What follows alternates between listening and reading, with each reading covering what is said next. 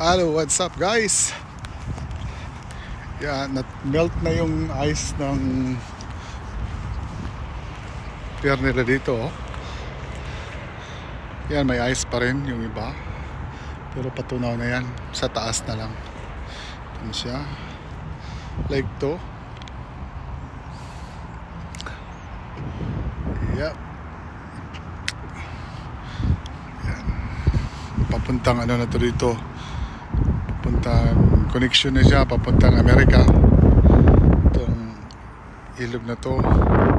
Dito papuntang Amerika. Ito palabas to. Papuntang Atlantic Ocean dito. And this side is papuntang New York hanggang papunta doon sa Vancouver, St. Lawrence Lake. Papunta na yan doon sa Pacific side, Atlantic side. Yeah. Kasi ang Montreal dito kami malapit sa Pacific, Atlantic side. Dito ako sa Quebec, Montreal. So now may news pala dyan na ordinance niyo, bagong rules sa taga Manila nga bawal na mag-inuman, no, sa daan ng lagpas ng alas 10 kasi kahit dito bawal na yan ang public disturbance. May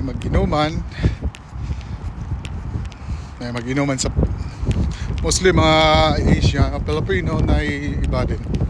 Inuman dati sa park hanggang magkagulo-gulo, pinambriso, pinangkukulong dahil marami nagsusugal dito noon sa park. Nagsusugal ay talagang bawal yan. Ang laki ng multa nila. Dampot sila lahat ng tao doon kasi sa sugalan na sila, no? Bago lang yan nangyari. Kahit nung pang-pandemic nag-ano pa rin sila, gathering. So tag 5,000 na iting ang multa niya o 2,000 yung sa nahuling nagsusugal sa park.